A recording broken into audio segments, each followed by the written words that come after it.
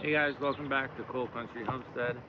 So today I'm working on the chicken coop. I'm putting some purlins and a roof metal on it. I have a couple corrugated roof metal sheets that I picked up secondhand. If you want to do a project like this, you can find them for like $1 or $2 a foot instead of brand new. They're usually like $5 a foot. So just look around at your local hardware stores and like pole barn companies. They have roof metal that they bought and didn't use or got scratched or something, and they'll sell it for like $1 or $2 a foot. So that's what I picked these up for. So it's only like 7 sheets, but I'm only putting the purlins on today. But I'll try to catch as much video as I can in the process. I'm already halfway done putting the purlins on, and I just thought of doing some video, so do a quick time-lapse video of me putting the rest of the purlins on, and then either tomorrow or someday this week I'll put the roof metal on. I'll be sure to video that for you guys. So what's the reason that we are doing this? So the reason that I'm putting the roof on the run, I thought that since it was such a big run, it was an 8x20 run, I thought that, you know, it wouldn't get super messy and muddy, but it's just inevitable. The chickens, no matter how many chickens you have and how big the run is, it ends up getting messy. The only way things don't get messy is if you have free-range chickens. So it lasted a little bit and it was clean in there, but every time it rains, it gets real muddy, and then the chickens walk around in the mud, and then they come in the coop and go in the nesting boxes, and the eggs just get filthy. And nobody likes dirty eggs. Yeah, nobody likes dirty eggs, and it's just a hassle to have to clean that many eggs and do that every week, a couple times a week, to wash eggs and stuff. And to get fresh eggs that you don't have to wash, they last much longer, and you can have them out on the counter unrefrigerated for much longer than like a store-bought egg that you have to refrigerate. Or even water glass them for long-term storage. So having the roof on the run will hopefully keep the whole run constantly dry, and it'll keep the smell down, and then it'll also keep the chickens nice and dry and their feet dry, so they won't be tracking mud in and out. So cleaner eggs, less smell, just a cleaner environment. And then also, if you're water glassing eggs like Sam mentioned, you need to have fresh eggs that aren't washed. So you want the bloom on your eggs still when you're water glassing eggs for winter storage and stuff. So, but they have to be clean. Yes, they have to be perfectly clean eggs, no dirt on them. You can't scuff them up and wash them at all. They just have to come out perfectly clean and stay that way. So this is pretty much the only way that you can make sure that happens, is to have a enclosed roof over your run to keep the rain and keep the ground dry and everything. So I should have done it in the first place. I kind of knew this was going to happen, but I just wanted, when I built the coop, I just kind of wanted to get it done, and putting a roof on would have added an extra couple days. So. And we needed the run because we cannot free-range our chickens with the predator pressure that we have here. Yeah, and I mean, we have to have a run, an enclosed run, and I think most people do because of predators and township rules. Technically, we're not even allowed to free-range our chickens. I mean, obviously we have a fenced-in garden area where I could definitely free-range them, and I probably will do that when the garden needs to be cleaned up and everything. I might free-range them on the weekends or something, but technically we're not allowed to. So it has to have a run, and the best way to keep everything clean is just to have the whole thing enclosed with a roof. So just a tip: do it right the first time. Don't be like me and screw up and hopefully that it thought it was going to work out, but obviously it didn't. So here we are. It's still a great run. Yeah, I mean, it's a big run, and they have plenty of room to do their thing, but putting the roof on is definitely going to be the best thing for us right now. All right, so it's hotter than a mother out here. Yeah, it's like 100 degrees out. I've been outside all day working, and I'm home now and I'm doing this, so hopefully that's all shaded now, so I'm in the shade a little bit, so at least I'm not in the sun. But I got my water and I'm ready to go. So we're gonna finish putting these purlins on, and we're gonna divide and conquer because I have a project I'm working on too. So Sam's got a project outside going on for camping that's coming up next weekend, and I'm gonna work on this. So we're dividing and conquering. So let's get to it. Let's get to it.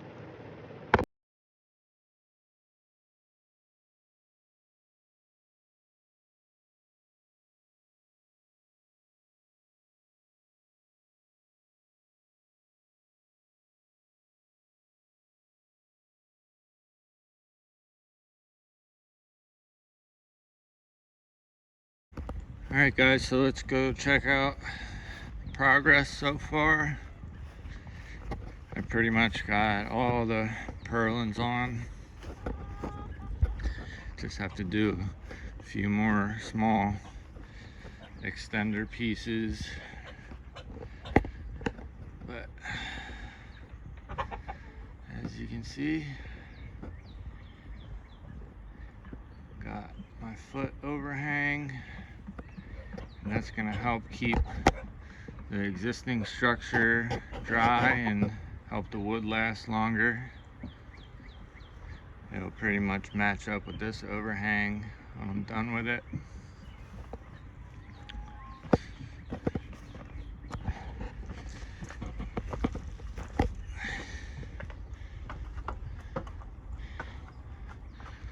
And I'm gonna leave these rafters extend, because I planned on actually roofing over this whole back area here for storage, but that's going to be a later date. So I'll have my metal will come to here, and then when I'm ready to do this, I'll get extender pieces, and then I'll undo these screws here under this roof metal, slip the new metal under there, and take it all the way to the fence line. But yep, this is basically how you do this, guys. This is pretty much what I do every day for a living. So these are purlins, 2 foot on center, and then we're gonna put our roof metal on, kind of just like we did over here, except for it'll all be regular metal, no clear metal. I was gonna do clear panels to let some light in, but I figured that the structure is high enough and big enough that it'll get light in it no matter what. So we'll be able to put plants in the run eventually. And then I have my hops that are gonna grow kind of in the roof, but the plant's out there, so hopefully it'll be able to still grow and vine through the structure and everything, and into the chicken coop, and not have an issue. But this is plenty strong enough for snow load and everything. I got my rafters 2 foot on center, purlins 2 foot on center, and then I'll screw my metal every 9 inches next to the rib, and that should really strengthen up this run and be good for the chickens. As you can see, it's nice and messy in there, so it's really not bad at all when there's a dry spell and it's just regular dirt and real dry and clean, no smell. So that's what we want to get back to. So this is it for today. I'll bring you guys back when I finish up these couple pieces here, and then I'll start to put the roof metal on, and then it should be one nice continuous roof all the way down. Nice view of the garden from here. Ducky duckies. The duck ducks. Hello duck ducks. Hello ducky ducky duckies.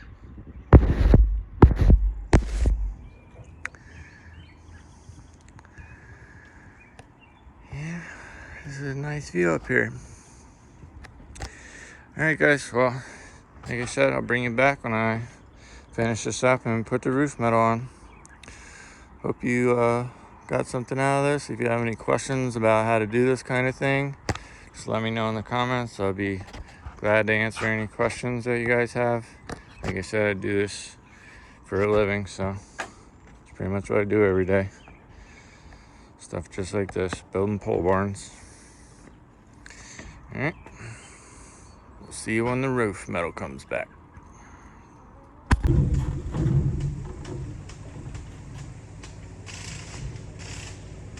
What's up, everyone? Welcome back to CoalCountry Homestead. Today is going to be part 2 of doing the roof on the chicken coop. I have my purlins all set up, 2 foot on center.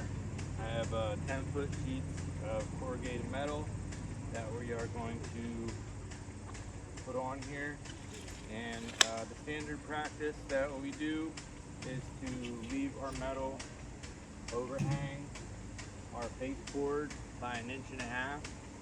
Now I'm gonna only do 1 inch today because of you know, the length of the building and the way I set it up and how long the sheets are.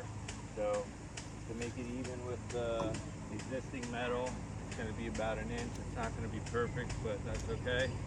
So we're gonna have a face board on the front of here that's gonna add 1.5 inches, and then we're gonna have 1 inch hanging over past that. And then I also want it to overhang the back about at least 1 inch to avoid any water damage on the back baseboard. Now for these first sheets that I did originally, I have one sheet that was just a little bit smaller than the others. So in that situation, I did have the metal ending before the end of the board. So I'm gonna have to do something like put a piece of fascia in there, or drip edge or something to keep that from rotting away. But for this, we're gonna do 1 inch overhang on the front and about 1 inch on the back, or whatever's left over. I do have a couple sheets that aren't all exactly the same. So basically I'm gonna be making the front look all even, and I'm not worried about how it lands in the back. So I think we're pretty well set up here. I do have a couple more boards to add on the end here, but I just want to get a couple sheets on today just to give the birds some shade, because it's really hot out and they just could really benefit from some shade. So we're going to probably put 3 or 4 sheets on, and that'll probably be it for today. But let's go ahead and get started. Guys, so a couple of quick tips here for anybody who is wanting to learn about installing or anything about roof metal. There is a certain way that you have to install this, and the way that it's made to be done is that there's 2 different kinds of ribs on each end. And at our work we call this the bad rib, and this is the good rib. Now, that's just a loose term. Technically, this is your good rib, and then this would be called your siphon rib. Because if you look right here, this little channel here, so what happens if water gets up underneath here, it'll go down this siphon rib, and it won't make it up and over this rib into the building. So the water is going to catch right there in that channel, and it's going to siphon out and keep your building dry. As you can see, the other ribs, they don't have that type of channel on them. Only the end rib does. And then the good rib of the next sheet is going to go over the sheet, and then you're going to have a nice little 1/8 inch to a 1/4 inch reveal there. And then any wind driven water that happens to get up under that good rib is going to be siphoned off by this siphon rib here. So it's important that it's installed properly.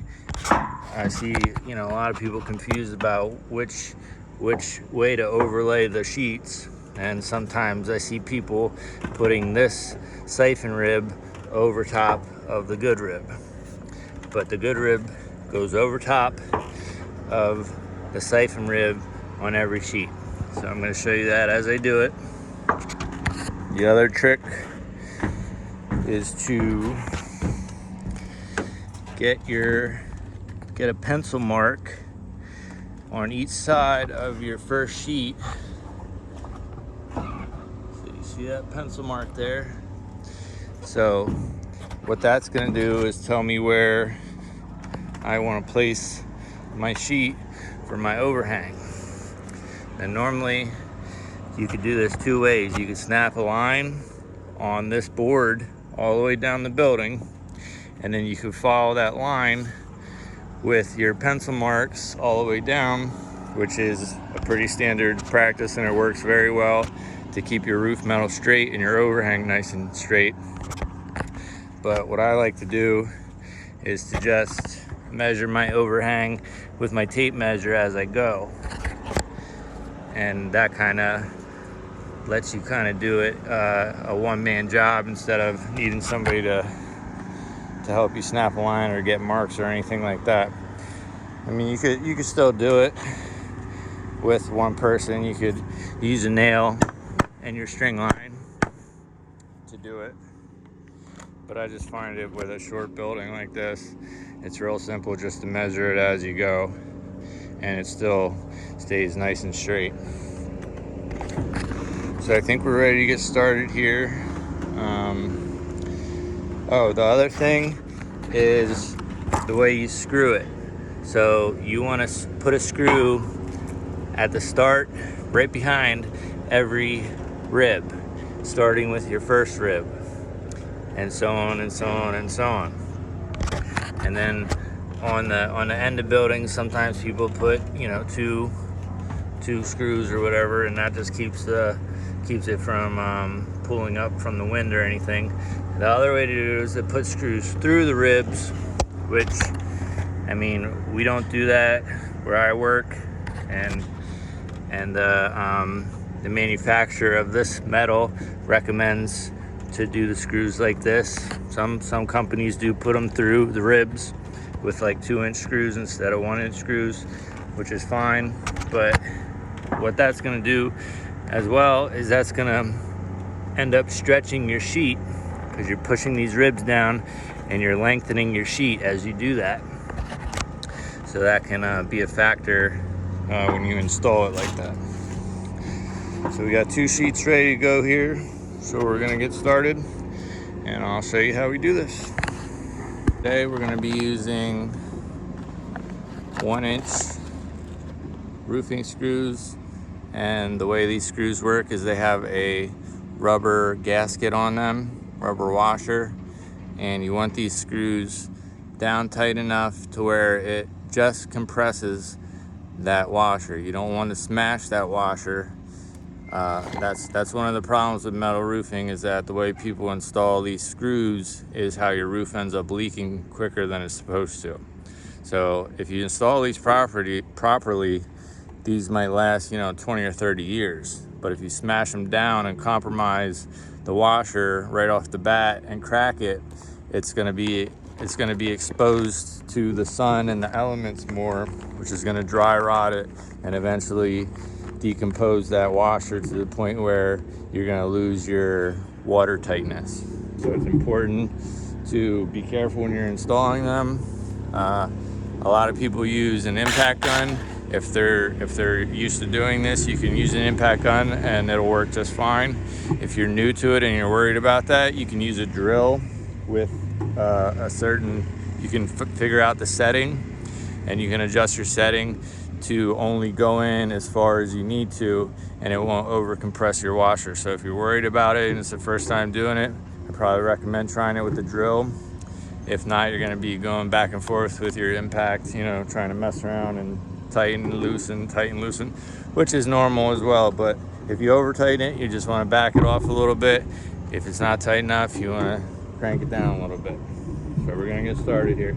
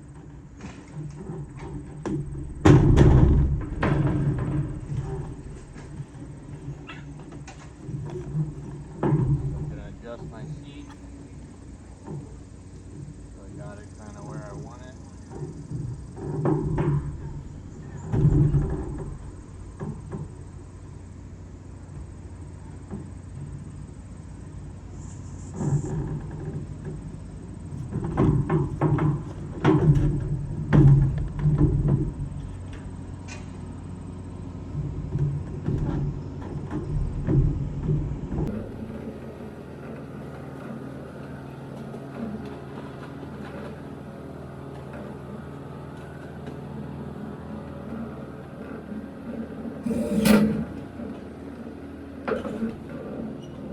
can already see that my building is not square. Right now I have the sheet kind of square to the existing structure, and my lines are not lining up in the front. It's gonna take a minute.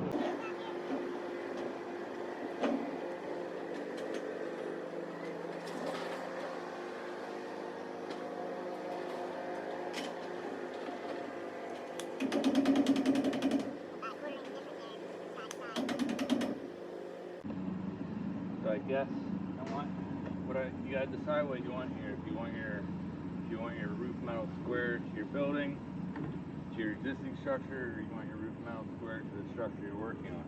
So I'm gonna choose to have it square to what I'm working on to keep my overhang nice.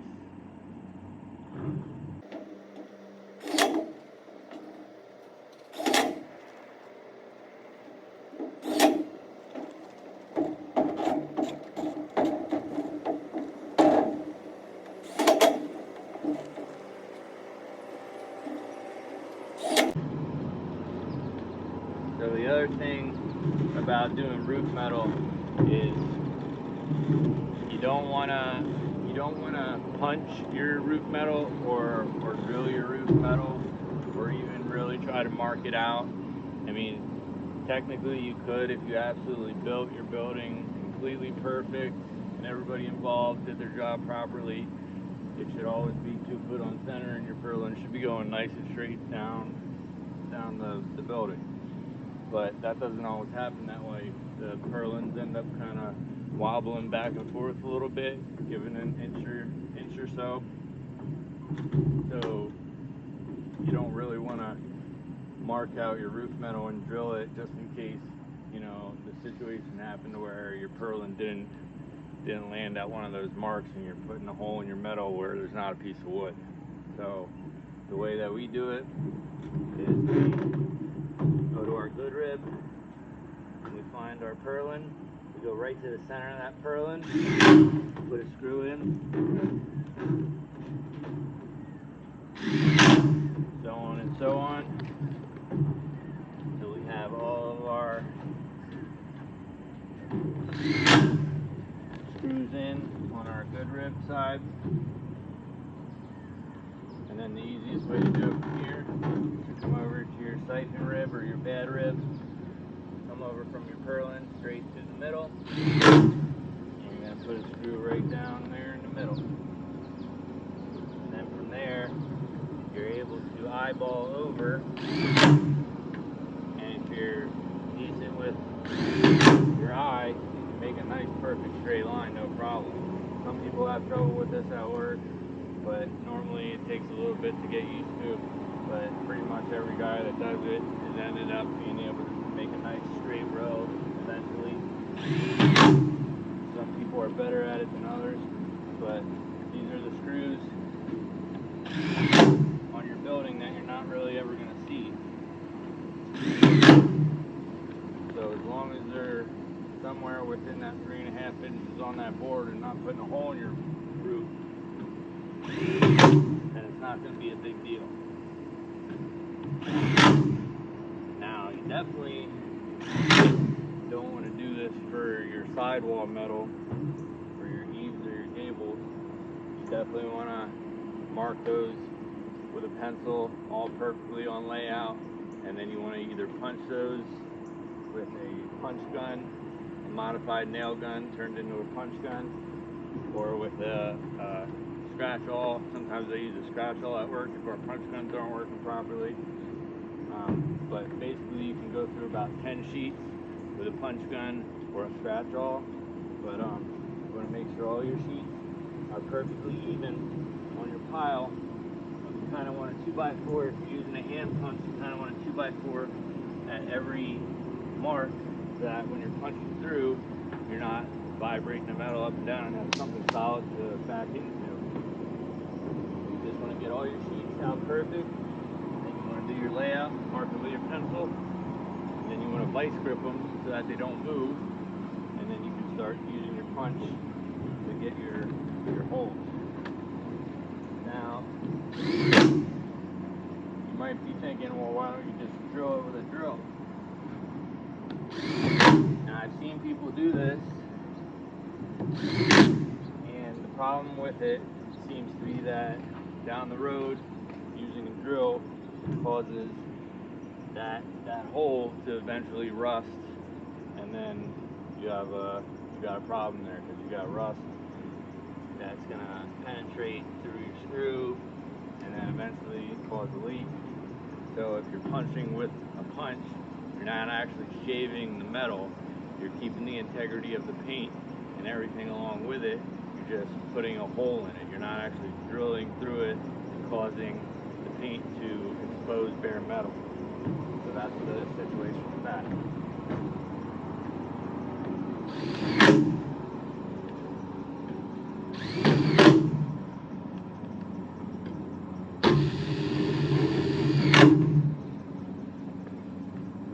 I got about an inch overhang in the back, and as it sits right now, I have 2.5 inches in the front, but I'm going to add a baseboard that's going to be 1.5 inch, so it's going to take me down to an inch overhang on front and an inch overhang on the back.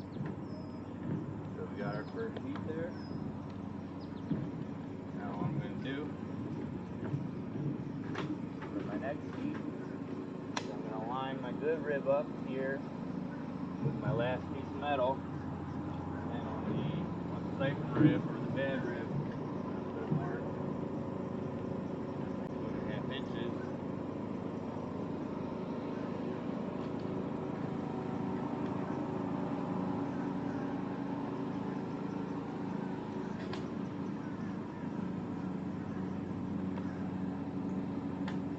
So basically, I'm going to be using my last sheet as my starting point, my reference, and then I have my 2.5 inch mark on my bed rib that I'm going to be lining up for the other side of the sheet.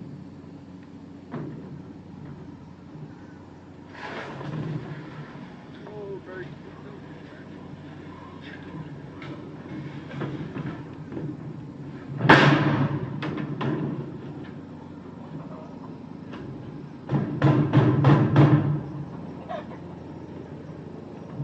Alright, so I'm going to bring you guys in here to show you what this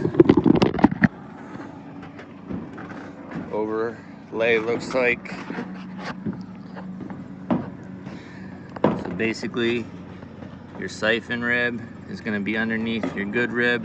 You're going to lay that down on top of it, and you kind of want to have a nice even reveal. And when I say reveal, I mean from the crevice of the last sheet to the start of your good rib on your new sheet. You kind of want to have that be the same all the way down your sheet. So it looks like the way this metal was manufactured, looks like I'm going to have a 1/4 inch reveal, which is fine. But as long, I'll show you guys, if you can see down in here, this is what I'm talking about. See that hole there? That's your siphon rib. So water that gets up through underneath from the wind is going to go into that little hole there, and it's going to take the path of least resistance, which is going to take it straight down that siphon and out the back of your metal. It's not going to make it over top of the rib there, because water is going to take the path of least resistance. So that's what that's manufactured for.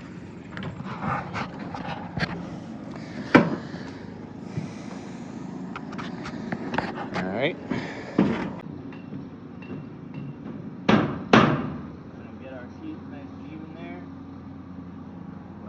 Follow this last screw, because I put that perfectly in the center of that purlin, and that's what you got to be careful, especially on your last screw. You want to make sure that's perfectly in the center of that purlin, because when you're putting in your first screw on your new sheet, you're going to be totally based off of your last screw of your last sheet.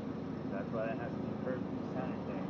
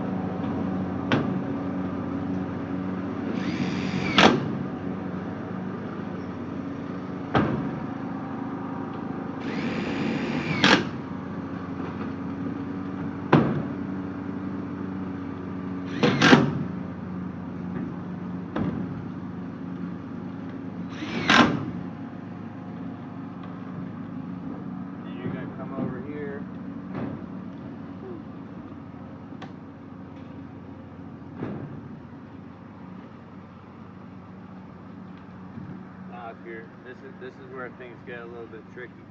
If you want you can run your roof metal just straight over. Don't even worry about what the overhang looks like. If it's within a 1/4 inch, it's not going to be a big deal. You're not really going to see it. But if you want to have everything perfectly straight, the way it's supposed to be, this is where things get a little bit tricky. So my line is about a 1/4 inch onto my board instead of right at the front of the board.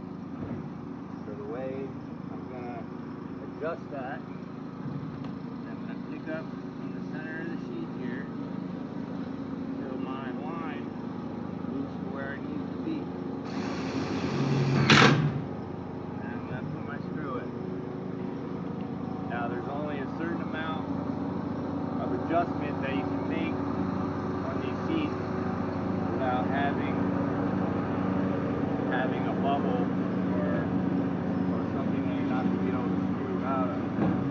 This is a pretty big bubble here, so this might be a little bit too much of an adjustment. I'm going to check it out here. I'm going to get my bubble gathered on my feet, and I'm going to take my screw. I'll put one down.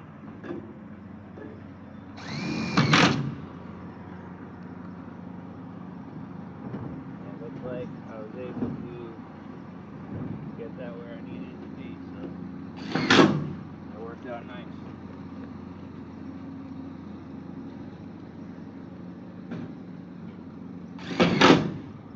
Now if you don't like the way the sheet is sitting after that type of adjustment, like this side of the rib might be sticking up a little bit, you can put the screw on both sides of the rib in this situation.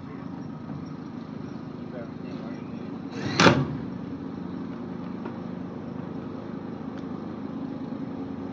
Looks like that worked out pretty well.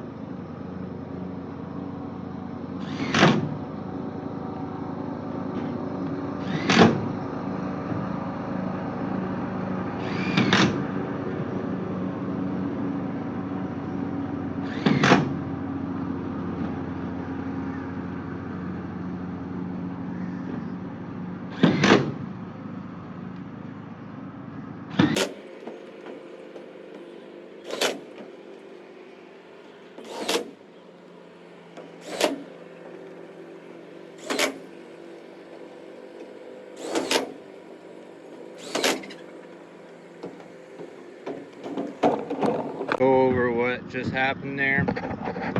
I'll give you a close-up. So my line there was a 1/4 inch down onto the board. So I needed to bring the sheet out. So in order to do that, you have to pull the sheet in the middle, and what that's going to do is that's going to bring the sheet out. It's going to cause the sheet to go out to where you need it to be. So as you can see, my line is right there where it's supposed to be. Now, if my line is past the 2x4 where I want it to be, then instead of pulling the sheet back, I want to be stretching the sheet forward. So if that happens, I'll show you, but I'll tell you how I do that. So you always want to screw up your seam first and get your seam where it needs to be, and then you're going to want to check your position of your overhang. So if my sheet was sticking out, if my line was sticking out past and I had more than a 2.5 inch overhang there, I'm going to come back to this rib and I'm going to pick up my sheet, and as I'm picking it up, I'm going to screw this screw on an angle with the sheet elevated off of the 2x4, and I'm putting my screw in it on an angle, and that's going to stretch this rib, and I'm going to do it again on this rib, and so on and so on until I get my line back to where I need it to be.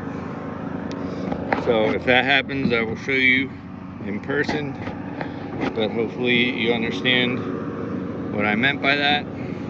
But like I said, adjusting these sheets, this is the one tricky part of doing roof metal.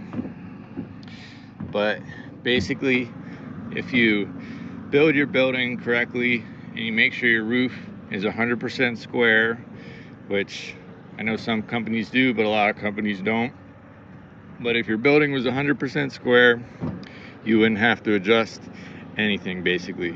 You would just be able to run each sheet and everything would land perfectly as it's supposed to, which would be absolutely ideal.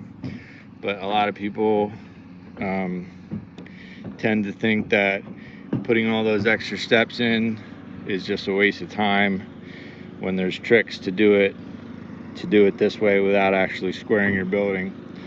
But basically, you want your building as square as possible to make it as easy as possible to install your metal. So I'm gonna go get some more sheets and then we're gonna keep going here. All right guys, so I'm getting a little bit farther away from you.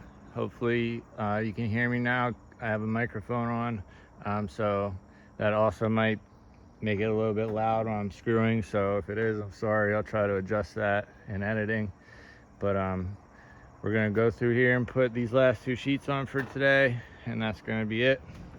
So if I run into anything teachable, I'll make sure to stop and show you. Or we're gonna try to put these on just real quick here.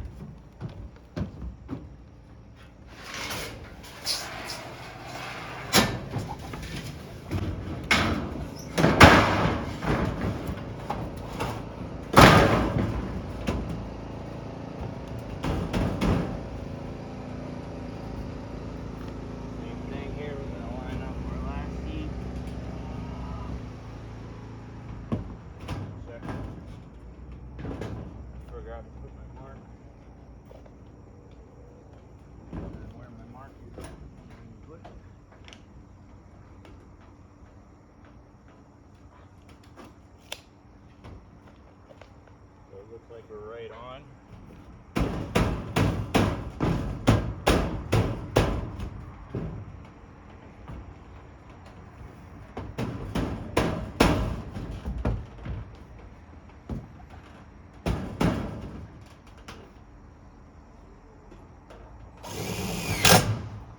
The other thing you can do to adjust your sheet, if it's not too much to move, instead of stretching it or pulling it back, you can sheet your seam forward or tight a little bit.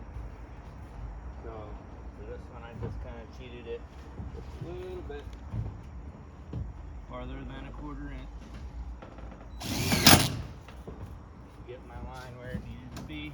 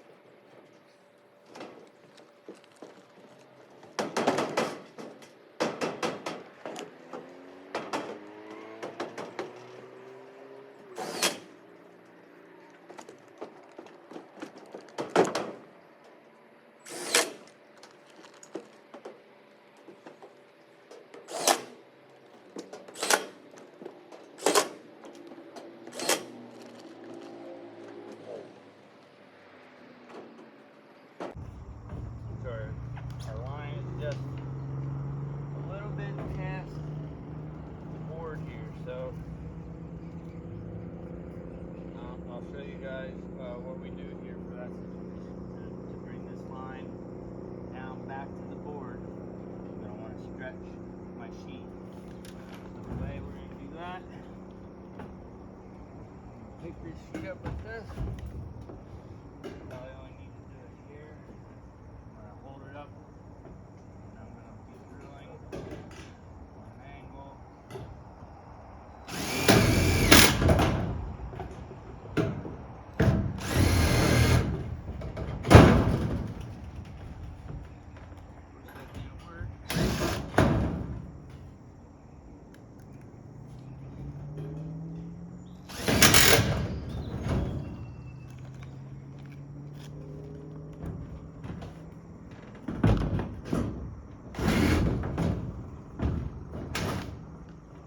Sometimes for this situation it helps to have a longer screw.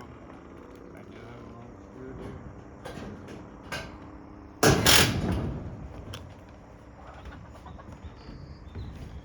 And now my line is right where it needs to be.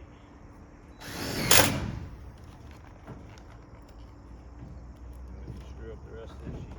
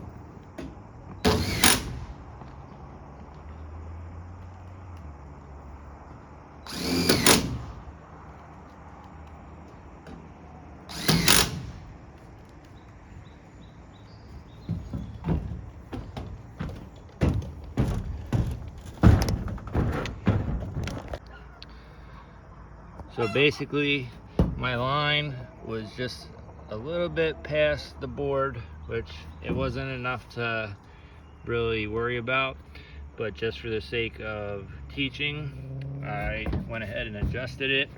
So I pulled the sheet up, and then these screws, you can go, depending on how much of an adjustment you have to do, you want to start back all the way back at your second rib and work your way over. Really, I only needed one. Sometimes you need a longer screw to do this, because you're picking the sheet up away from the wood, and then it'll, depending on your wood, it'll round out the wood, and then you won't have anything to grab on with the threads. So it helps to have a longer screw sometimes, which I did, and that's not a big deal. That's a different color for me, so it worked out fine. But basically you want to pick this up and put that screw in on an angle, which is going to stretch this rib, and then it's going to in turn pull the sheet back. And then that got my line right on the edge of the board where it needs to be.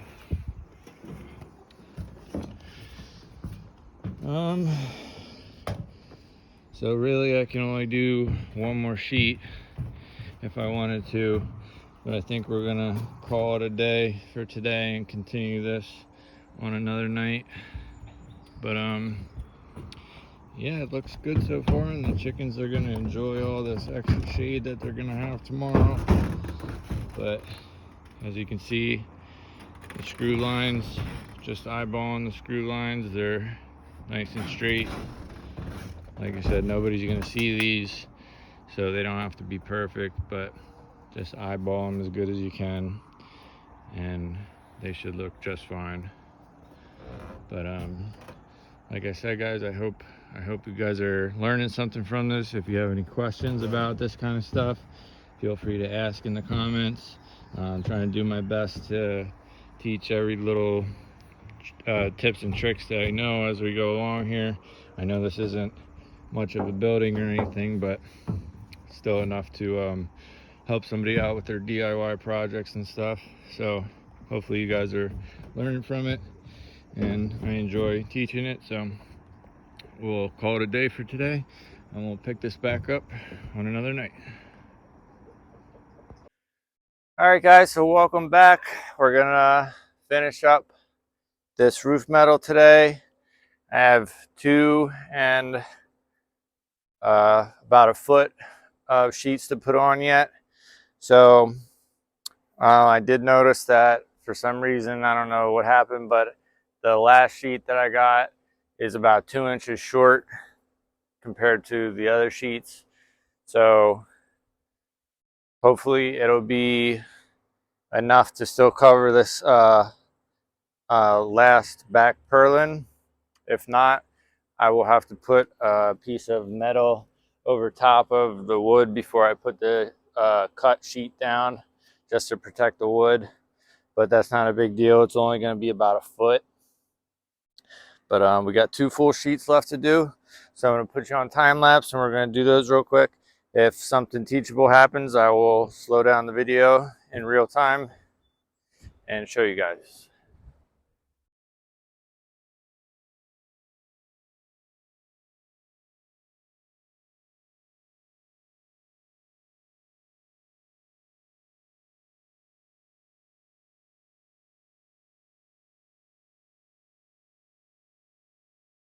Once you get to your last sheet, you're going to take a measurement. You're going to measure to the center of this last rib, the siphon rib or the bad rib, whatever you want to call it. 23 3/8.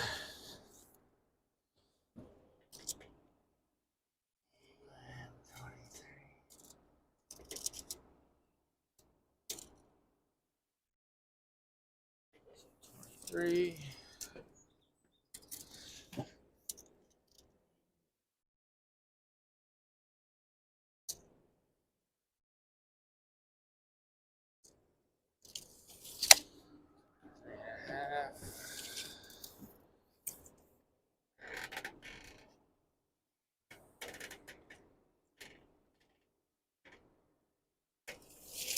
So it looks like about 23.5 will be good.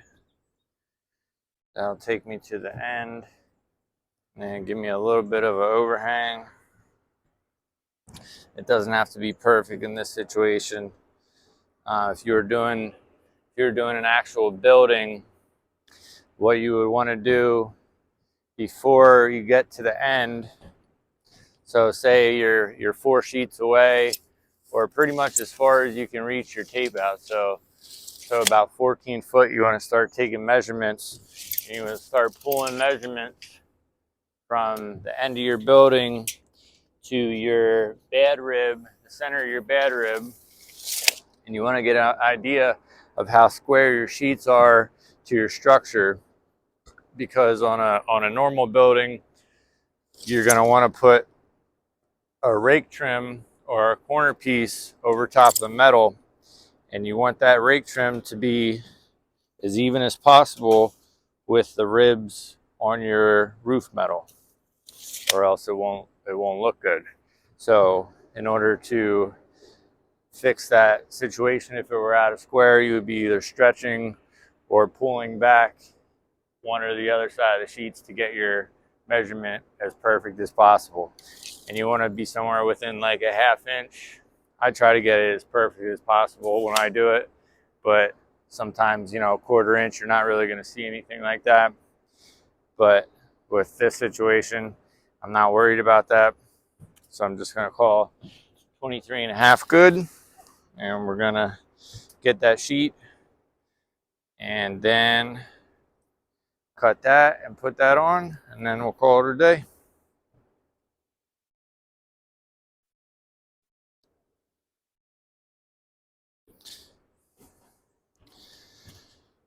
All right, guys, so I got my last piece cut. There's a couple ways you can cut this kind of metal. You can use your hand snips, which for going lengthwise along the sheet is a lot harder than you would think, just the way the piece binds up, and it kind of ends up cutting your hand a little bit. It's a little difficult. So they do make shears that are specific for going lengthwise through the metal. I don't have those here at our house, so I just used a cutoff wheel on a grinder. It's not the nicest cut, but for this situation, I'm not worried about it. And then there are a few other tools as far as metal cutting for corrugated metal. There's what's called a nibbler, which can go lengthwise or across the ribs, which come in handy. But for the most part, you really only need snips or a cutoff wheel, and that'll be sufficient. Just be very careful with the cut edge. Just be careful with this type of metal in general. If you slide along the side of it, if it slips in your hand, it will slice you, and it will slice you very deep. I've seen a lot of people get cut with this, working with this roof metal, including myself.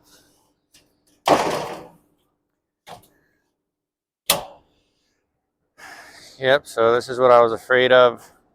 This sheet ended up being 2 inches short, and it exposed my 2x4 purlin. So I am gonna have to put something underneath there. I'll just leave that last row unscrewed so I can slide something underneath of it.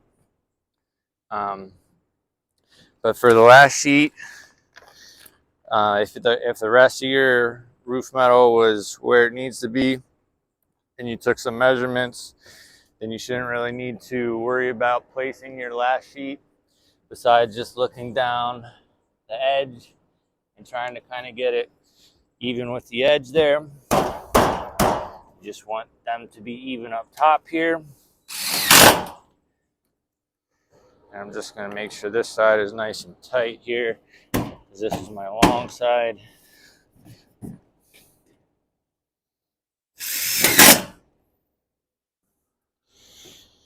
And then you're not going to be able to see your purlin on the far side in most situations. So you're going to have to eyeball all the way over from your seam with your screws, which shouldn't be a big deal. If you set your last one good, then these should have no problem falling in place and going where they need to be.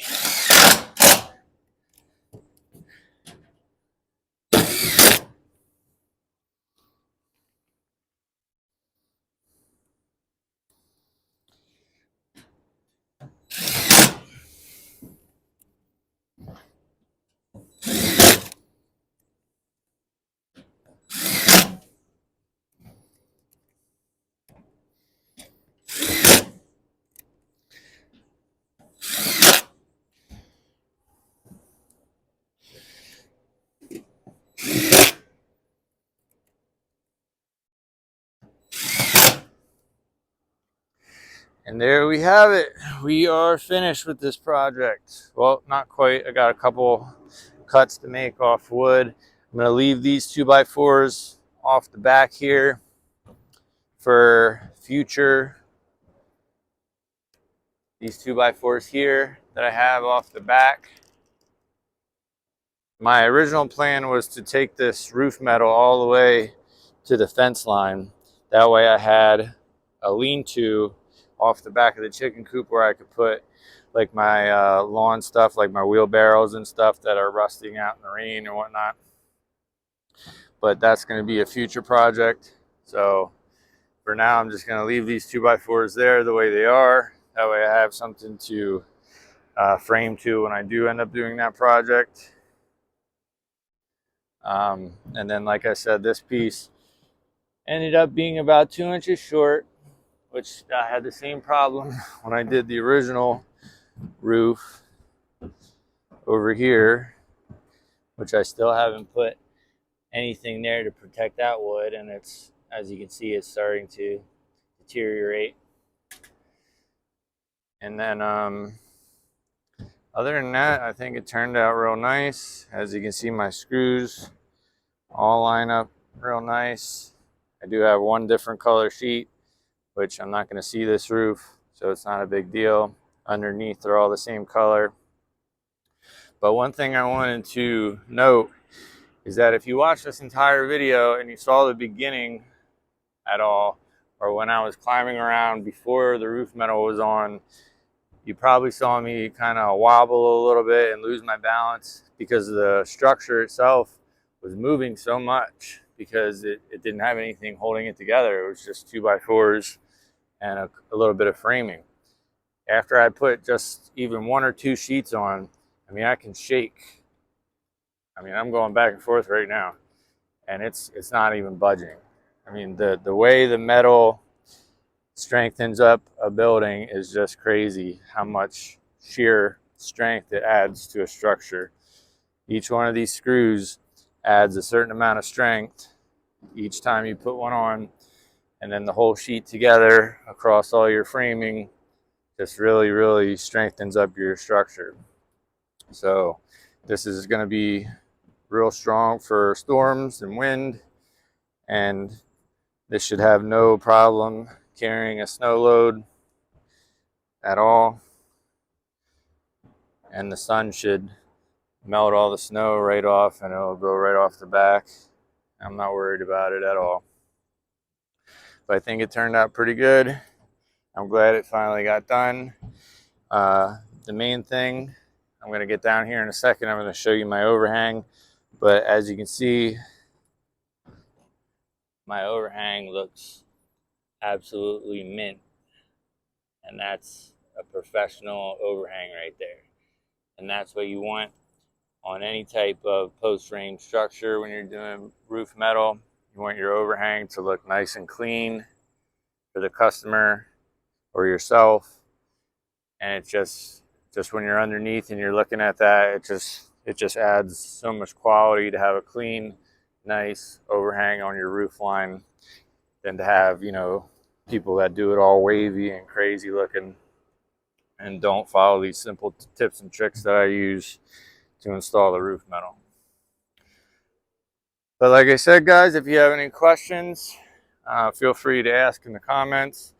If you like this video, please give it a thumbs up. I know it's a little bit different from our regular content, but we try to do a little bit of everything here, and part of homesteading is learning how to do stuff like this and learning how to DIY your own projects and being self-sufficient so that you don't have to hire somebody to do stuff like this. And I built this chicken coop totally by hand, by myself, one person, no help from anybody. So if I can do it, anybody can learn how to do it. And I'm just real happy with the way this turned out. So we're going to get down and do a quick walk around, and then that'll conclude this video. All right, guys, so let's just do a quick walk around the finished product. As you can see, looking up there, it just looks real nice and clean. Remove some of these plants here.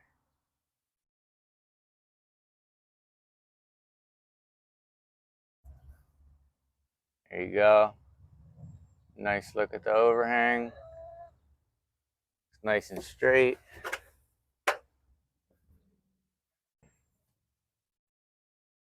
And so what this is going to do for the chickens is it's going to give them all this awesome shade, keep them nice and cool, and it's going to dry this mess up in here.